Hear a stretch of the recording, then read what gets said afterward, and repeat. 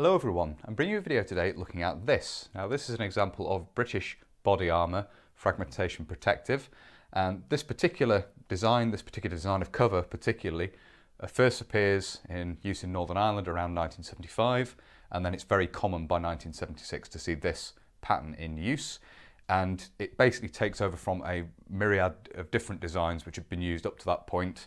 It's initially used alongside existing patterns and then sort of takes over from them. And the incremental changes which have been seen in those covers are sort of finalised in this design. So prior to this you had the US M1952A as well as British made examples of it, the US 3/4 collar body armour, and then British covers which used the same sort of filler, a similar filler, basically a nylon filler. Similar filler is used with this as well, but as I say, this cover finalises quite a few of the features which had been introduced on an incremental basis up to that point. We'll talk a little bit more about that as we look at this in more detail. The cover itself that we're looking at here is made of a heavyweight nylon duck in this olive drab colour, as you can see here, this olive green colour. It closes down the front using Velcro or touch and close. If we open this up here, you can see you have a double layer of soft and hooked touch and close down the front here, as well as tabs down the rear. You've got little sections of it here which initially, where this doubles over, that holds it in place, and then the flap closes over the front like that, as you can see. Both the preceding M1952A and the initial issue of the 3/4 collar body armour used metal snaps and a zip down the front, and this wasn't really desirable, obviously being impacted on the front, the chest and so forth. The zip and the poppers, the press studs, could be drawn into the body and cause further damage, so that was not desirable.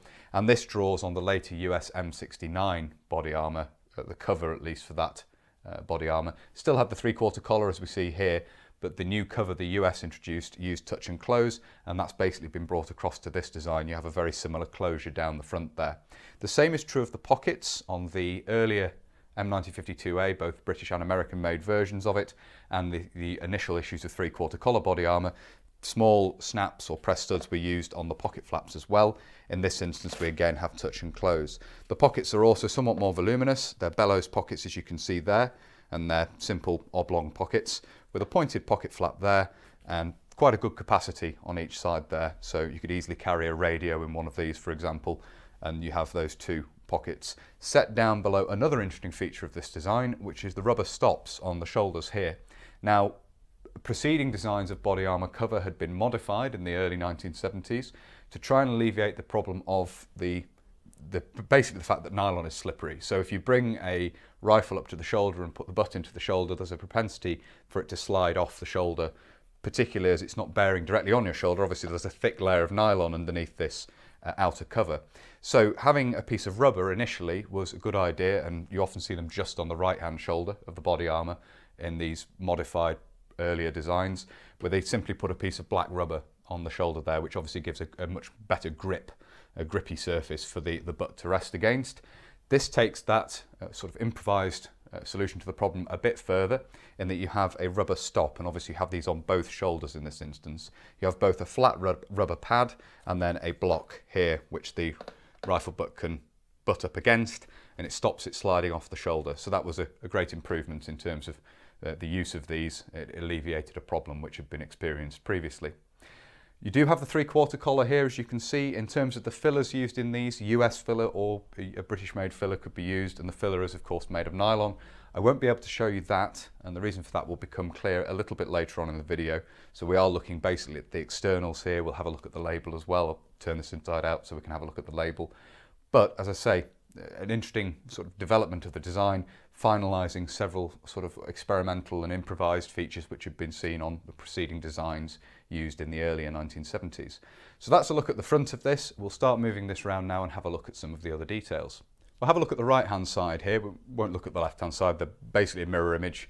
But as you can see on the right hand side here, in common with preceding designs, you have the lacing down the side here to adjust in the side. And this is actually elastic. This is what this came with, is a green elastic there. And you can see some details of the construction there. Obviously you've got these two sections of nylon strap here, herringbone nylon strap with the eyelets worked in there for the lacing down the side, and obviously you can see the 3/4 collar coming around there. We'll have a look at the back. There's not a huge amount to see there, and then we'll turn this inside out and have a look at the details of the label and so forth. Looking at the back of this, you can see it's very plain, basically one big piece of nylon duck across the back there. You only have the seam running around there for the collar. I'll mention here, one of the reasons I can't show you the filler of this, there is actually a Velcro opening, or there should be in the bottom here. You can perhaps see the stitching for that there. You can see the square stitching around here, which secures a section of touch and close around the bottom edge there. This has actually had a row of stitching run along, which I'm not particularly keen to unpick. So the liner has actually been, the filler rather, has actually been sewn into this. It's normally removable at the bottom here, and you can stuff basically the front sections in over the shoulders and fill it out. But that's been stitched closed, and I don't propose to unpick it anytime soon. So that's potentially something for the future, maybe if I get one of these that's not been sewn closed, but the filler has been permanently stitched into this one. Not exactly sure when that's been done, but just something to note here, and that's why we won't be able to have a look at the filler, unfortunately. With this turned inside out, you can see the details of the fastener down the front here. In addition to the external flap, you have the touch and close inside, and this is to ensure that the nylon overlaps down the front here and gives some protection down the front. We'll have a look at the side as well. There is some provision there for a bit of overlap where the lacing is. We'll have a look at that now. Moving on to look at the side here, you do have this wing off to the side, which has the nylon filler in there. This is intended to sit behind the lacing like that to give some protection down the side. Obviously this is still something of a weak point where you get this overlap behind the lacing, much as the front opening is as well. But this is an intention of the design, is to give you some protection even round the side under the arm where the lacing draws this in. That should, in theory, keep the two sections overlapped like that. That's the idea anyway. And finally, moving on to look at the interior of the rear of this, you have the labels in the back here, and this is the main thing we're going to have a look at here. Get a close-up of these now. You can see there are two labels here, both the label detailing the item itself and the instruction label.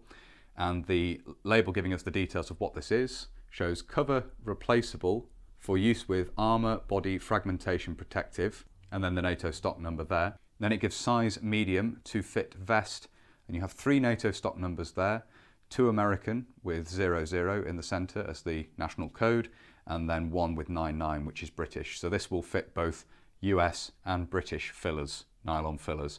That's the intention, is this cover would work with all 3 of these. You can see there the manufacturer, James Smith and Company, Derby Limited, and then underneath that you have the contract number, which is a 1970s contract number. You can see that there. You then have the instructions label, and this gives instructions on adjusting the side laces to give a comfortable fit, and obviously instructs on keeping the front closed when in action.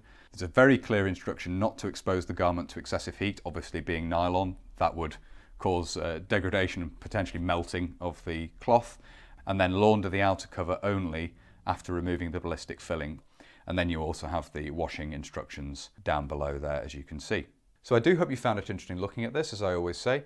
As said, this particular design introduced in the mid-1970s, and then this was used right the way through into the early 1980s, basically became the most common, the standard form of body armour and cover in use in Northern Ireland. What fillers were used, not entirely clear. Obviously this is intended to be used with both British-made and American-made fillers. So that's just something to note here, as seen on the label. It has compatibility with those different fillers using those different NATO stock numbers. So used right the way through that period. There was an interim design that had some slight modification for this, which is something we'll potentially talk about on the channel going forward. And then of course this would eventually be replaced with Iniba, the improved Northern Ireland body armour, and that's something that's been looked at on the channel previously, so there is a video covering that, and I'll put a card to that in the corner of the video now if you'd like to go and have a look at that. So that's a look at this sort of mid-1970s iteration of the body armour, not exclusively used in Northern Ireland, but obviously that's where it was primarily used, and it's interesting from that point of view, obviously, as some of the kit that was used as part of Operation Banner. I do hope you found it interesting looking at this. If you have and you'd like to see more of this sort of thing, please do consider subscribing to the channel. And whether you're newly subscribing or you've previously subscribed, please do make sure you hit the little bell, the notification button down below. That will of course alert you when I upload future videos. If you really like my uploads and you would like to support the channel, you can. Both Patreon and PayPal are linked down below.